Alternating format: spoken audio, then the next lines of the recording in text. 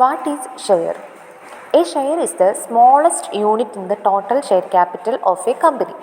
ഒരു കമ്പനിക്ക് share capital ഉണ്ടാവുമല്ലോ, ആ ഷെയർ ക്യാപിറ്റലിനെ സ്മോൾ പാർട്സ് അല്ലെങ്കിൽ യൂണിറ്റ്സ് ആയിട്ട് ഡിവൈഡ് ചെയ്യുന്നുണ്ട്.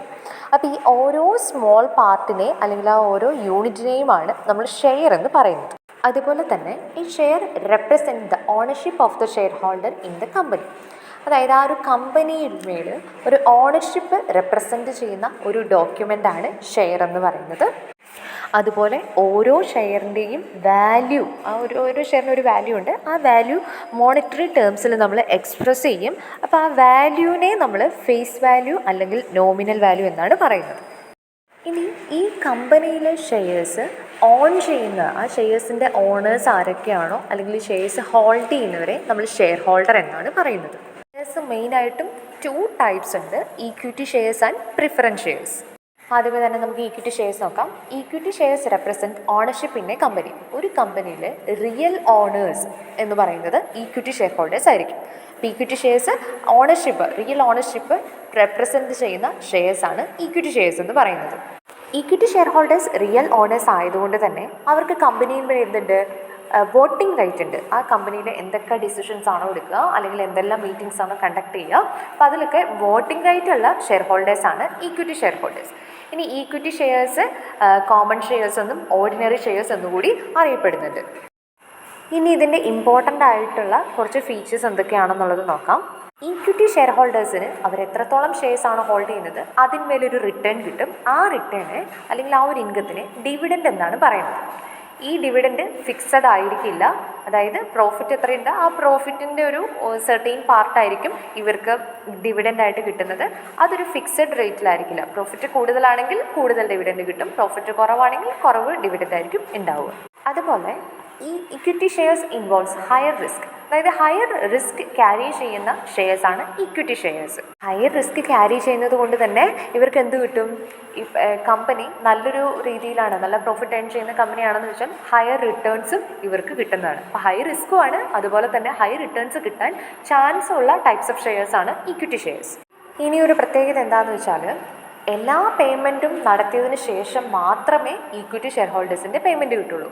In the case dividend payment ചെയ്യുന്ന കേസിലാണെങ്കിലും അല്ലെങ്കിൽ ലിക്വിഡേഷൻ നടത്തുന്ന സമയത്ത്, ഇപ്പോൾ കമ്പനി വൈൻഡപ്പ് ചെയ്യുകയാണ്, അപ്പോൾ വൈൻഡപ്പ് ചെയ്യുന്ന സമയത്ത് ക്യാപിറ്റൽ റീപേയ്മെൻറ്റ് നടത്തുന്ന കേസിലും പ്രിഫറൻസ് ഷെയർ ഹോൾഡേഴ്സിന് വരെ പേയ്മെൻറ്റ് നടത്തിയതിനു ശേഷം മാത്രമേ ഈക്വിറ്റി ഷെയർ ഹോൾഡേഴ്സിന് അത് ലഭിക്കുകയുള്ളൂ.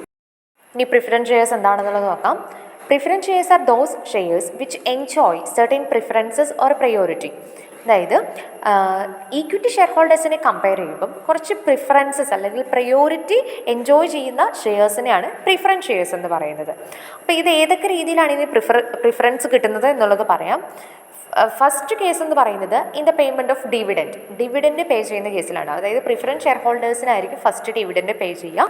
അതിനുശേഷം മാത്രമേ ഈക്വിറ്റി ഷെയർ ഹോൾഡേഴ്സിന് പേയ്മെൻറ്റ് നടത്തുകയുള്ളൂ. ഇനി രണ്ടാമത്തെ പ്രയോറിറ്റി അല്ലെങ്കിൽ പ്രിഫറൻസ് എന്ന് പറയുന്നത് in the case of repayment of capital. Company wind up ചെയ്യുന്ന സമയത്ത് ക്യാപിറ്റൽ റീപേയ്മെൻറ്റ് ചെയ്യുകയാണെന്ന് വിചാരിക്കുക. അപ്പോൾ ക്യാപിറ്റൽ റീപേയ്മെൻറ്റ് ചെയ്യുമ്പോൾ പ്രിഫറൻസ് ഷെയർ ഹോൾഡേഴ്സിനായിരിക്കും ആദ്യമേ റീപേയ്മെൻറ്റ് കൊടുക്കുക. അതിനുശേഷം മാത്രമായിരിക്കും ഈക്വിറ്റി ഷെയർ ഹോൾഡേഴ്സിന് പേയ്മെൻറ്റ് നടത്തുന്നത്.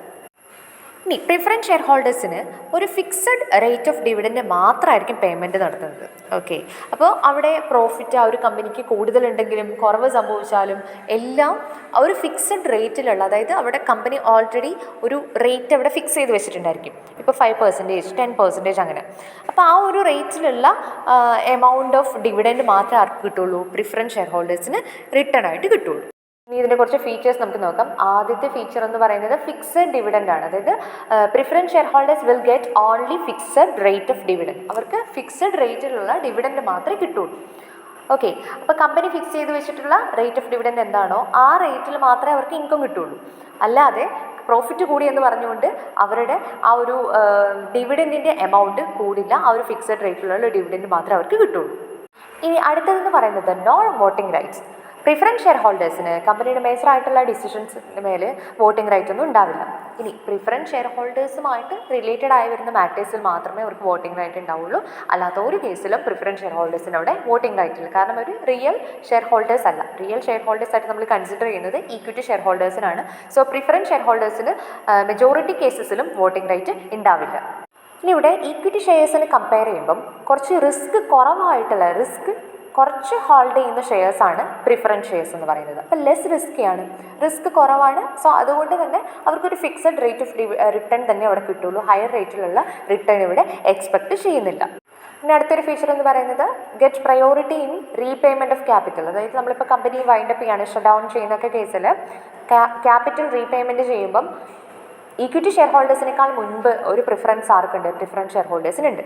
ഓക്കെ, അപ്പോൾ അവർക്ക് ആദ്യമേ പേയ്മെൻറ്റ്, പ്രിഫറൻസ് ഷെയർ ഹോൾഡേഴ്സിന് ക്യാപിറ്റൽ റീപേയ്മെൻറ്റ് ചെയ്തതിന് ശേഷം മാത്രമേ ഈക്വിറ്റി ഷെയർ ഹോൾഡേഴ്സിന് അവിടെ പേയ്മെൻറ്റ് ഉള്ളൂ. സോ അവർക്ക് അവിടെ പ്രിഫറൻസ് ഉണ്ട്. അതും ഇതിൻ്റെ ഒരു ഇമ്പോർട്ടൻ്റ് ആയിട്ടുള്ള ഫീച്ചറാണ്.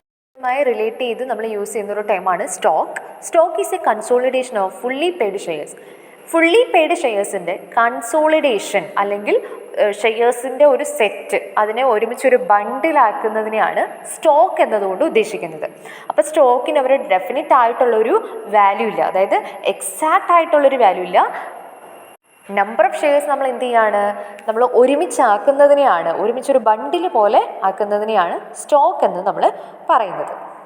ഇനി സ്റ്റോക്കിൻ്റെ കേസിൽ ലിമിറ്റഡ് കമ്പനീസിന് മാത്രം എന്ത് ചെയ്യാൻ പറ്റുള്ളൂ? അവരുടെ ഷെയർസിനെ സ്റ്റോക്കിലേക്ക് കൺവേർട്ട് ചെയ്യാനായിട്ട് സാധിക്കുള്ളൂ. Limited company means public limited കമ്പനീസിന് മാത്രമേ ഈ പറയുന്ന ഷെയർസിനെ സ്റ്റോക്കായിട്ട് കൺവേർട്ട് ചെയ്യാനായിട്ട് സാധിക്കുകയുള്ളൂ.